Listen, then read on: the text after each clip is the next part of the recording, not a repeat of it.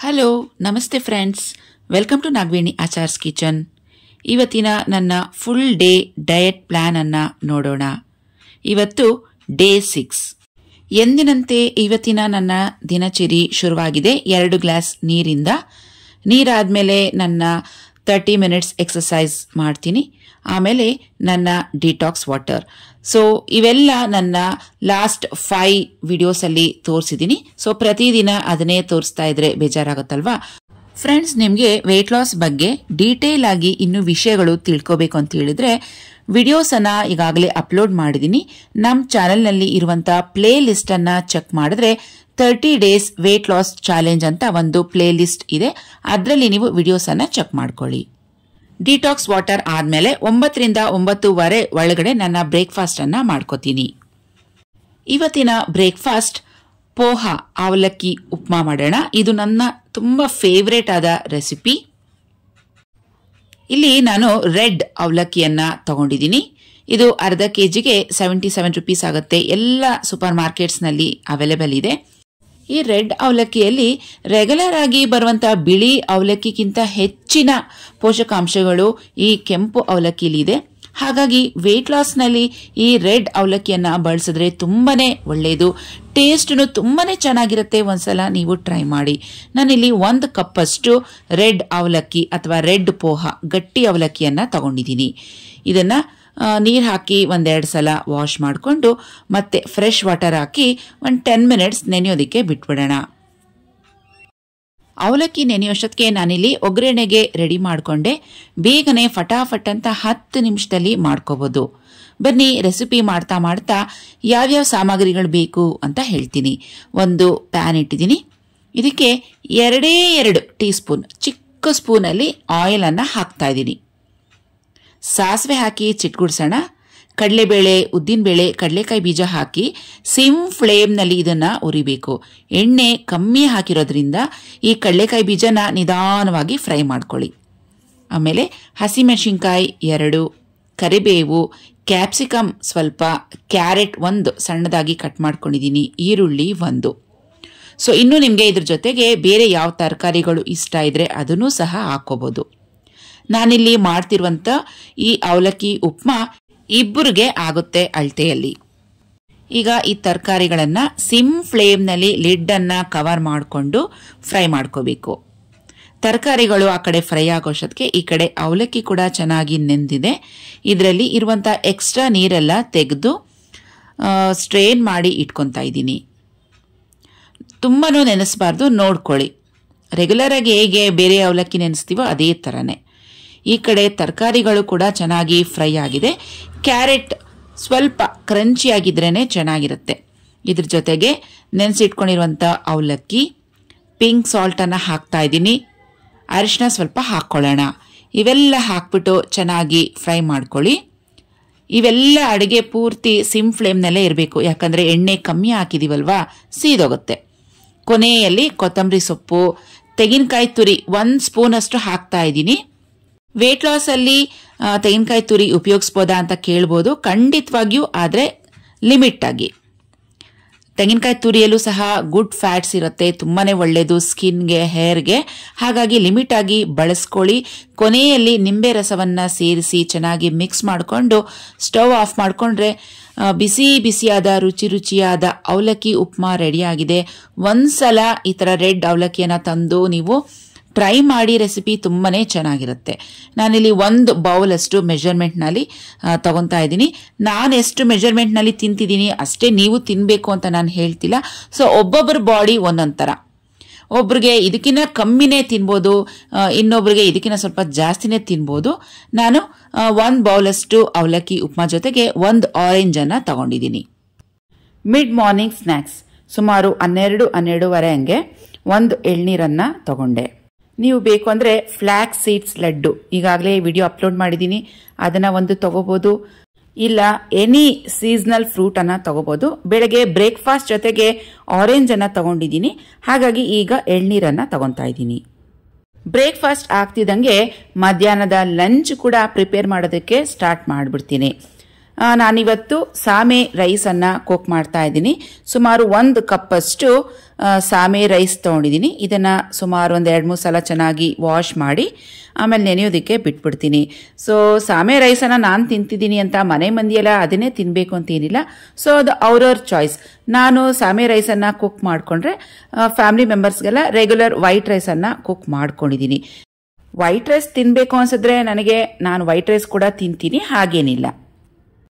ಈಗ ಸಾಂಬಾರನ್ನ ಮಾಡ್ಕೊತಿದ್ದೀನಿ. ಮಣ್ಣಿನ ಪಾತ್ರೆ ತಗೊಂಡಿದ್ದೀನಿ. ಸುಮಾರು 2-3 ಟೀ ಚಮಚದಷ್ಟು ಎಣ್ಣೆಯನ್ನು ಹಾಕ್ತಾ ಇದ್ದೀನಿ. ಎಣ್ಣೆ ಚೆನ್ನಾಗಿ ಕಾದ್ಮೇಲೆ ಸಾಸಿವೆ ಕರಿಬೇವು ಹಾಕಿ ಚಿಟ್ಕುಡ್ಸೋಣ.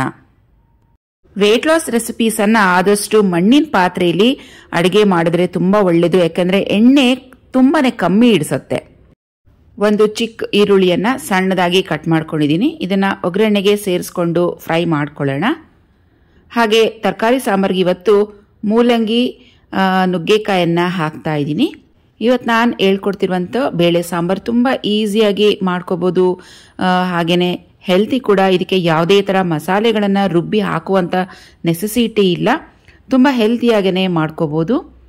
ಒಂದೇ ಒಂದು ಬದನೆಕಾಯಿ ಇತ್ತು, ಅದನ್ನು ಸಣ್ಣದಾಗಿ ಕಟ್ ಮಾಡಿ ಹಾಕಿದ್ದೀನಿ. ಈಗ ಒಗ್ಗರಣೆಯಲ್ಲಿ ತರಕಾರಿಯನ್ನು ಚೆನ್ನಾಗಿ ಮಗ್ಗಿಸ್ಕೋಬೇಕು. ಇದಕ್ಕೆ ಟೊಮೆಟೊ 2 ಹಾಕ್ತಾ ಇದ್ದೀನಿ. ಸ್ವಲ್ಪ ಅರಿಶಿನ ಹಾಕ್ಬಿಟ್ಟು ಚೆನ್ನಾಗಿ ಮಿಕ್ಸ್ ಮಾಡ್ಕೊಳ್ಳೋಣ. ನೋಡಿ, ಈ ಥರ ಒಗ್ಗರಣೆಯಲ್ಲಿ ತರಕಾರಿಗಳನ್ನು ಚೆನ್ನಾಗಿ ಬೇಯಿಸೋದ್ರಿಂದ ಅದರಲ್ಲಿ ಇರುವಂಥ ನ್ಯೂಟ್ರಿಯೆಂಟ್ಸ್ ಅದರಲ್ಲೇ ಉಳ್ಕೊಳ್ಳುತ್ತೆ, ಹಾಳಾಗೋದಿಲ್ಲ. ಹಾಗೆಯೇ ಸಾಂಬಾರಿನ ರುಚಿ ಇನ್ನಷ್ಟು ಹೆಚ್ಚಾಗುತ್ತೆ. ನೋಡಿ, ಈ ಥರ ಸುಮಾರು 2-3 ನಿಮಿಷ ಲಿಡ್ಡನ್ನು ಕವರ್ ಮಾಡಿ ಇಟ್ಟಿದ್ದೆ. ಮೂಲಂಗಿ ನೋಡಿದ್ರೆ ಎಷ್ಟು ಚೆನ್ನಾಗಿ ಬೆಂದೋಗಿದೆ. ಈಗ ಇದಕ್ಕೆ ಹುಣಸೆ ಹಣ್ಣಿನ ರಸವನ್ನು ಸೇರಿಸ್ತಾ ಇದ್ದೀನಿ. ತೊಗರಿಬೇಳೆ ಸುಮಾರು 1 ಕಪ್ಪಷ್ಟು ಪ್ರೆಷರ್ ಕುಕ್ಕರ್ನಲ್ಲಿ ಕುಕ್ ಮಾಡಿ ಇಟ್ಕೊಂಡಿದ್ದೆ. ಅದನ್ನು ಕೂಡ ಈಗ ಒಗ್ಗರಣೆಗೆ ಸೇರಿಸ್ಕೊಳ್ಳೋಣ. ಚಿಲ್ಲಿ ಪೌಡರ್, ಧನಿಯಾ ಪೌಡರ್, ಸಾಂಬಾರು ಪುಡಿ 3 1 ಸ್ಪೂನಷ್ಟು ಹಾಕ್ತಾ ಇದ್ದೀನಿ. ಟೇಸ್ಟ್ ಚೆನ್ನಾಗಿರುತ್ತೆ. ಇದೆಲ್ಲ ಒಂದ್ಸತಿ ಚೆನ್ನಾಗಿ ಮಿಕ್ಸ್ ಮಾಡಿಕೊಂಡು ನೀರು ಇನ್ನೆಷ್ಟು ಬೇಕೋ ನೋಡಿಕೊಂಡು ಹಾಕ್ಕೊಳ್ಳಿ. ಹಾಗೆ ರುಚಿಗೆ ತಕ್ಕಷ್ಟು ಉಪ್ಪು, ಪಿಂಕ್ ಸಾಲ್ಟನ್ನು ಹಾಕ್ತಾ ಇದ್ದೀನಿ.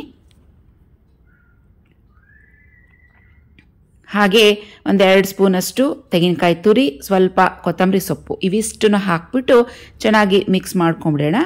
ಆಮೇಲೆ ಲಿಡ್ಡನ್ನು ಕವರ್ ಮಾಡಿಬಿಟ್ಟು ಸಿಮ್ ಫ್ಲೇಮ್ನಲ್ಲಿ ಇದು ಚೆನ್ನಾಗಿ ಕುದಿ ಬರಬೇಕು, ಅಲ್ಲಿವರೆಗೂ ಕುದಿಸ್ಕೊಳ್ಳೋಣ. ಈಗ ಸಾಂಬಾರು ಚೆನ್ನಾಗಿ ಕುದೀತಾ ಇದೆ. ಹಸಿ ವಾಸನೆ ಏನಿದೆ, ಮಸಾಲೆಗಳೆಲ್ಲ ಹೋಗಿದೆ. ನೋಡಿ, ತರಕಾರಿ ಕೂಡ ಚೆನ್ನಾಗಿ ಬೆಂದೋಗಿದೆ. ಸ್ವಲ್ಪ ತೆಳುವಾಗಿನೇ ಮಾಡಿದ್ದೀನಿ ಸಾಂಬಾರು. ನಿಮಗೆ ಸಾಂಬಾರಿನ ಸ್ವಲ್ಪ ಗಟ್ಟಿ ಬೇಕು ಅಂದರೆ ನೀರಿನ ಅಂಶ ಕಮ್ಮಿ ಹಾಕ್ಕೊಳ್ಳಿ. ಇಲ್ಲಾಂದರೆ ಬೇಳೆ ಬೇಯಿಸಿರ್ತೀವಲ್ವ, ಅದನ್ನು ಇನ್ನು ಸ್ವಲ್ಪ ಹೆಚ್ಚಿಗೆ ಬೇಳೆ ಬೇಯಿಸಿ ಹಾಕ್ಕೊಳ್ಳಿ ಸಾಂಬಾರು ಗಟ್ಟಿ ಬೇಕು ಅನಿಸಿದಾಗ. ನನಗೆ ಈ ಹದ ಕರೆಕ್ಟಾಗಿದೆ. ಕೊನೆಯಲ್ಲಿ ಕೊತ್ತಂಬರಿ ಸೊಪ್ಪನ್ನು ಹಾಕಿ ಸ್ಟವನ್ನು ಆಫ್ ಮಾಡಿಕೊಂಡ್ರೆ ನಮ್ಮ ತರಕಾರಿ ಬೇಳೆ ಸಾಂಬಾರು ರೆಡಿಯಾಗಿದೆ. ನೋಡಿ, ಸ್ಟೌವಿಂದ ಕೆಳಗೆ ಇಳಿಸಿದ್ರೂ ಸಹ ಈ ಪಾತ್ರೆಯಲ್ಲಿ ಈ ಸಾಂಬಾರು ಇನ್ನೂ ಕುದೀತಾನೇ ಇದೆ. ಕೊತ ಅಂತ ನೋಡ್ಬೋದು. ಈಗ ಲಿಡ್ಡನ್ನು ಕವರ್ ಮಾಡಿಬಿಟ್ಟು ಇದನ್ನು ಒಂದು ಸೈಡ್ಗೆ ಎತ್ತಿಟ್ಬಿಡೋಣ. ಈಗ ಸೊಪ್ಪಿನ ಪಲ್ಯ ಮಾಡ್ಕೊಳ್ಳೋಣ. ಒಂದು ಪ್ಯಾನ್ ಇಟ್ಟಿದ್ದೀನಿ. 1 ಸ್ಪೂನಷ್ಟು ಎಣ್ಣೆ ಹಾಕಿದ್ದೀನಿ. ಸ್ವಲ್ಪ ಸಾಸಿವೆಯನ್ನು ಹಾಕ್ತಾ ಇದ್ದೀನಿ. ಒಗ್ಗರಣೆಗೆ 2 ಈರುಳ್ಳಿ, ಸ್ವಲ್ಪ ಕರಿಬೇವು, 2 ಒಣಮೆಣಸಿನ್ಕಾಯಿ, 2 ಹಸಿಮೆಣಸಿನ್ಕಾಯಿ ಇವಿಷ್ಟನ್ನು ಹಾಕ್ಬಿಟ್ಟು ಸಿಮ್ ಫ್ಲೇಮ್ನಲ್ಲಿ ಫ್ರೈ ಮಾಡ್ಕೊತಾ ಇದ್ದೀನಿ. ಸೊಪ್ಪಿಂದು ಕಡ್ಡಿಗಳಿರುತ್ತಲ್ವ, ದಂಟು, ಅದನ್ನು ಮೊದಲಿಗೆ ಒಗ್ಗರಣೆಗೆ ಹಾಕಿ 1-2 ನಿಮಿಷ ಫ್ರೈ ಮಾಡ್ಕೊಂಬಿಡೋಣ. ಆಮೇಲೆ ಸೊಪ್ಪನ್ನು ಹಾಕ್ಕೊಳ್ಳೋಣ. ಸೊಪ್ಪು ನಾನಿಲ್ಲಿ ದಂಟಿನ ಸೊಪ್ಪು ಹಾಗೆ ಅರವೆ ಸೊಪ್ಪು 2 ಒಂದೊಂದು ಕಟ್ಟನ್ನು ತಗೊಂಡಿದ್ದೀನಿ. ಚೆನ್ನಾಗಿ ಕ್ಲೀನ್ ಮಾಡಿಕೊಂಡು ವಾಶ್ ಮಾಡಿ ಸ್ಟ್ರೈನ್ ಮಾಡಿ ಇಟ್ಕೊಂಡಿದ್ದೀನಿ. ಈ ಸೊಪ್ಪನ್ನು ಇವಾಗ ಒಗ್ಗರಣೆಗೆ ಸೇರಿಸ್ತಾ ಇದ್ದೀನಿ. ಸೊಪ್ಪು ಹಾಕಿದ್ಮೇಲೆ ಲಿಡ್ಡನ್ನು ಕವರ್ ಮಾಡಿ ಹಾಗೆ ಇಟ್ಬಿಡಿ, ಮಿಕ್ಸ್ ಮಾಡಿಬಿಡಿ. 1-2 ನಿಮಿಷ ಆದಮೇಲೆ ಇದನ್ನು ಮಿಕ್ಸ್ ಮಾಡ್ಕೊಳ್ಳಿ. ನೋಡಿ, ಇವಾಗ ಮಿಕ್ಸ್ ಮಾಡ್ಕೋಬೇಕು. ಕೈ ಬೆರಳು ಒಂದು ಸ್ವಲ್ಪ ನನಗೆ ಕಟ್ಟಾಯಿತು. ಮಿಕ್ಸ್ ಮಾಡೋಕ್ಕೆ ಸ್ವಲ್ಪ ಕಷ್ಟ ಆಗ್ತಾ ಇದೆ. ಕರೆಂಟ್ ಬೇರೆ ಹೋಗೋದು ಬರೋದು ಮಾಡ್ತಾ ಇದೆ. ಸೊ ಇವಾಗ ಕರೆಂಟ್ ಇದೆ ಸದ್ಯಕ್ಕೆ, ಮತ್ತೆ ಎಲ್ಲಿ ಹೋಗುತ್ತೋ ಅಂತ ಹೇಳಿ ಇದನ್ನು ರೆಸಿಪಿನ ಹಾಗೆ ಕಂಟಿನ್ಯೂ ಮಾಡ್ತಾ ಇದ್ದೀನಿ. ಬೆರಳು ನೋಡ್ಬೋದು, ಬ್ಲೀಡ್ ಆಗ್ತಾ ಇದೆ. ವಿಡಿಯೋ ಯಾವುದೇ ಕಾರಣಕ್ಕೂ ಸ್ಟಾಪ್ ಆಗಬಾರ್ದು, ನಿಲ್ಲಬಾರ್ದು ಅಂಥೇಳಿ ಹಾಗೆಯೇ UPS ಆನ್ ಮಾಡಿಕೊಂಡು ರೆಸಿಪಿನ ಕಂಟಿನ್ಯೂ ಮಾಡ್ತಾ ಇದ್ದೀನಿ. ಈಗ ಚೆನ್ನಾಗಿ ಮಿಕ್ಸ್ ಮಾಡಿಬಿಟ್ಟು ಕೊನೆಯಲ್ಲಿ 1-2 ಸ್ಪೂನಷ್ಟು ತೆಂಗಿನಕಾಯಿ ತುರಿ, ಸ್ವಲ್ಪ ಕೊತ್ತಂಬರಿಯನ್ನು ಹಾಕಿ ಮಿಕ್ಸ್ ಮಾಡ್ಕೊತಾ ಇದ್ದೀನಿ. ತೆಂಗಿನಕಾಯಿ ತುರಿ 2 ಸ್ಪೂನ್ ಅಷ್ಟೇ ಹಾಕಿರೋದು ಇಷ್ಟು ಪ್ರಮಾಣದ ಪಲ್ಯಕ್ಕೆ. ಈ ಪಲ್ಯ ಫುಲ್ ನಮ್ಮ ಫ್ಯಾಮಿಲಿಗೆ ಎಲ್ಲರಿಗೂ ಮಾಡ್ತಿದ್ದೀನಿ. ನಾನು ಒಬ್ಬಳಿಗೆ ಆದರೆ ತೆಂಗಿನಕಾಯಿ ತುರಿ ಜಾಸ್ತಿ ಆಗುತ್ತೆ. ಈಗ ಸೊಪ್ಪಿನ ಪಲ್ಯ ರೆಡಿ ಆಯಿತು. ಸಾಮೆ ರೈಸನ್ನು ನೆನೆಸಿಟ್ಟಿದ್ನಲ್ವಾ, ಆ ನೀರೆಲ್ಲ ತೆಗೆದು ಮತ್ತೆ ಈಗ ಪ್ರೆಷರ್ ಕುಕ್ಕರ್ಗೆ ಸೇರಿಸಿ 1:2 ನೀರನ್ನು ಹಾಕಿ ಸ್ವಲ್ಪ ಸಾಲ್ಟ್ ಹಾಕಿ 1 ವಿಸಿಲ್ ಕೂಗಿಸ್ಕೊತೀನಿ. ಇವಿಷ್ಟು ಅಡುಗೆಗಳ ಜೊತೆಗೆ ರಾಗಿ ಮುದ್ದೆ ಕೂಡ ಮಾಡಿದ್ದೀನಿ, ಹಾಗೆ ವೈಟ್ ರೈಸ್ ಕೂಡ ಮಾಡಿದ್ದೀನಿ.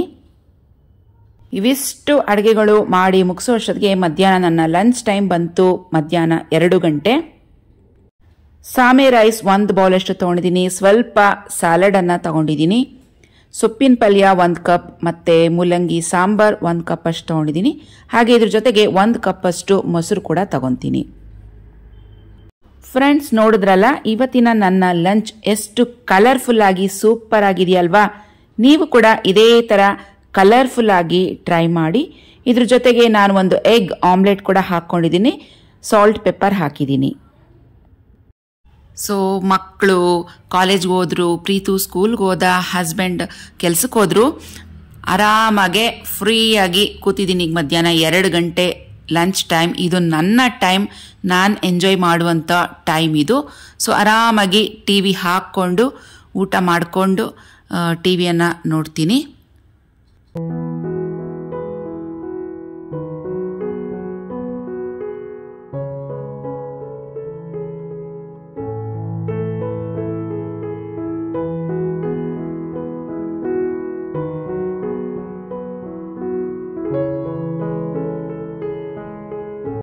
ಫ್ರೆಂಡ್ಸ್, ನನ್ನ ಲಂಚ್ ಅಂತೂ ಕಂಪ್ಲೀಟ್ ಆಯಿತು. ಆದರೆ ನಾನು ತೊಗೊಂಡಿದ್ದಂಥ ಕರ್ಡ್ಸ್ ಏನಿದೆ ಅದು ನಂಗೆ ಸ್ವಲ್ಪ ಜಾಸ್ತಿ ಆಯಿತು, ಅದನ್ನು ಹಾಗೆ ಇಟ್ಟಿದ್ದೀನಿ. ಸೊ ಆಮೇಲೆ ತಿಂತೀನಿ. ಊಟ ಅಂತೂ ಆಯಿತು, ನಿದ್ದೆ ಮಾಡೋ ಅಭ್ಯಾಸ ಅಂತೂ ಈಗ ಬಿಟ್ಬಿಟ್ಟಿದ್ದೀನಿ. ಸೊ ಈಗ ಸ್ವಲ್ಪ ಶಾಪಿಂಗ್ ಕೆಲಸ ಇದೆ, ಹಾಗಾಗಿ ರೆಡಿ ಆಗ್ತಾ ಇದ್ದೀನಿ. ನಮ್ಮನ್ನು ನಾವು ಬೆಳಗ್ಗೆಯಿಂದ ರಾತ್ರಿವರೆಗೂ ಎಷ್ಟು ಆ್ಯಕ್ಟಿವ್ ಆಗಿ ಇಟ್ಕೊತೀವೋ ಅಷ್ಟು ಚೆನ್ನಾಗಿ ನಮಗೆ ವೆಯ್ಟ್ ಲಾಸ್ ಆಗುತ್ತೆ. ಈಗ ಸಂಜೆ 5 ಗಂಟೆ, ಈವ್ನಿಂಗ್ ಸ್ನ್ಯಾಕ್ಸ್ ತೊಗೋಬೇಕಲ್ವಾ. ಸೊ ಹಾಗಾಗಿ 1 ಕಪ್ ಮೊಸರು ಏನು ಉಳಿಸಿದ್ದೆ ಮಧ್ಯಾಹ್ನ ಊಟಕ್ಕೆ, ಅದನ್ನು ಇವಾಗ ತಿಂತಾ ಇದ್ದೀನಿ. ಸುಮಾರು ಈವ್ನಿಂಗ್ ಸ್ನ್ಯಾಕ್ಸ್ ನಾನು ಈಗಾಗಲೇ ಪ್ರೀವಿಯಸ್ ವಿಡಿಯೋಗಳಲ್ಲಿ ತೋರಿಸಿದ್ದೀನಿ. ಒಂದ್ಸಲ ಬೇಕು ಅಂದರೆ ನೀವು ಚೆಕ್ ಮಾಡ್ಕೊಳ್ಳಿ.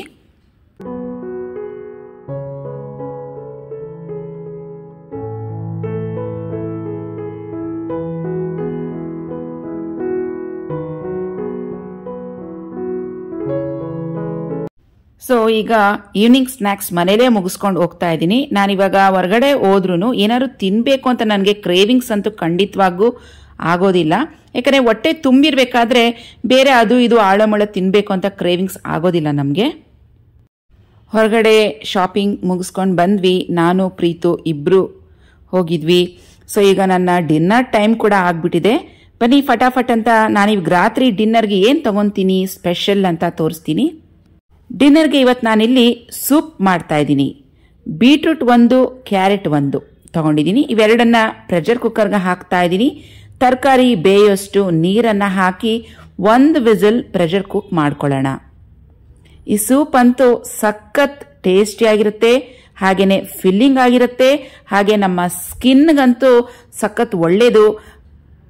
ಈಮೋಗ್ಲೋಬಿನ್ ಕಂಟೆಂಟ್ ಕಮ್ಮಿ ಇರೋರು, ಅನಿಮಿಕ್ ಪೇಷಂಟ್ಸ್ ಈ ಥರ ಬೀಟ್ರೂಟ್ ಕ್ಯಾರೆಟ್ ಸೂಪನ್ನು ಮಾಡ್ಕೊಂಡು ಕುಡೀರಿ, ರಕ್ತ ಚೆನ್ನಾಗಿ ಸೇರುತ್ತೆ ಬಾಡಿಯಲ್ಲಿ.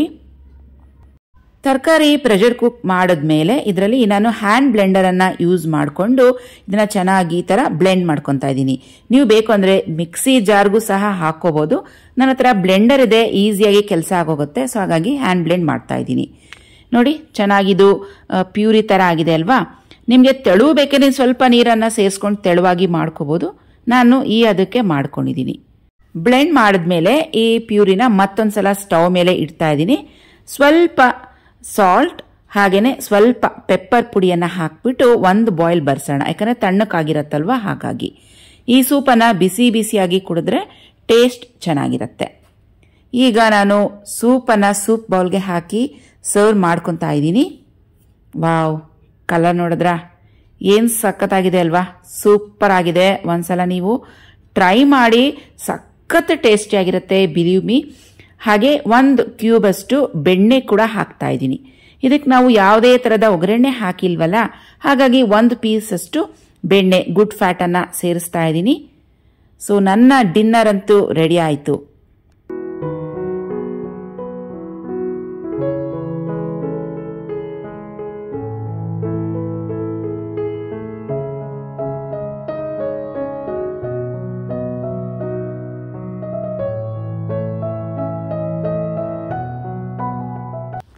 ಬಿಸಿ ಬಿಸಿಯಾದ ಕ್ಯಾರೆಟ್ ಬೀಟ್ರೂಟ್ ಸೂಪ್ ರೆಡಿಯಾಗಿದೆ. ಬಿಸಿ ಬಿಸಿಯಾಗಿ ಎಂಜಾಯ್ ಮಾಡ್ತಾ ಇದ್ದೀನಿ. ಆ ಪೆಪ್ಪರ್ ಫ್ಲೇವರ್ ಏನಿದೆ ಅದು ಗಂಟ್ಲಿಗೆ ನನಗೆ ಗೊತ್ತಾಗ್ತಾ ಇದೆ ಸ್ವಲ್ಪ ಘಾಟ್ ಥರ. ಹಾಗೆ ಅದ್ರ ಜೊತೆಗೆ ಬೆಣ್ಣೆ ಕೂಡ ಹಾಕಿದ್ದೀವಲ್ವಾ, ಅದಿನ್ನೂ ಎಕ್ಸ್ಟ್ರಾ ಫ್ಲೇವರನ್ನು ಕೊಡ್ತಾ ಇದೆ. ಸಖತ್ ಟೇಸ್ಟಿಯಾಗಿದೆ. ರಾತ್ರಿ ಮಲ್ಗೋಕಿನ ಮುಂಚೆ ನನ್ನ ಡಿಟಾಕ್ಸ್ ಟೀಯನ್ನು ತಗೊತೀನಿ. ಈಗಾಗಲೇ ಡಿಟಾಕ್ಸ್ ಟೀ ಹೇಗೆ ಮಾಡೋದು ಅಂತ ನಿಮಗೆ ತೋರಿಸಿದ್ದೀನಿ, ಲಿಂಕನ್ನು ಕೊಟ್ಟಿರ್ತೀನಿ, ಒಂದ್ಸಲ ನೀವು ಚೆಕ್ ಮಾಡ್ಕೊಳ್ಳಿ. ಬೆಳಗ್ಗೆಯಿಂದ ಸಂಜೆವರೆಗೂ ಒಂದು ದಿನಕ್ಕೆ 8 ರಿಂದ 10 ಗ್ಲಾಸಷ್ಟು ನೀರನ್ನು ಕುಡಿಯೋದ್ರಿಂದ ಬೇಗ ನಮ್ಮ ಮೈಯಲ್ಲಿರುವಂಥ ಟಾಕ್ಸಿನ್ಸನ್ನು ಹೊರಗೆ ಹಾಕ್ಬೋದು, ಫ್ಯಾಟ್ ಲಾಸನ್ನು ಈಸಿಯಾಗಿ ಮಾಡ್ಕೋಬೋದು. ಸೊ ಫ್ರೆಂಡ್ಸ್, ಇವತ್ತಿನ ವಿಡಿಯೋ ಇಲ್ಲಿಗೆ ಮುಗಿಸ್ತಾ ಇದ್ದೀನಿ. ಮತ್ತೆ ಭೇಟಿಯಾಗೋಣ ಇನ್ನೊಂದು ವಿಡಿಯೋದಲ್ಲಿ. ಅಲ್ಲಿವರೆಗೂ ಬಾಯ್.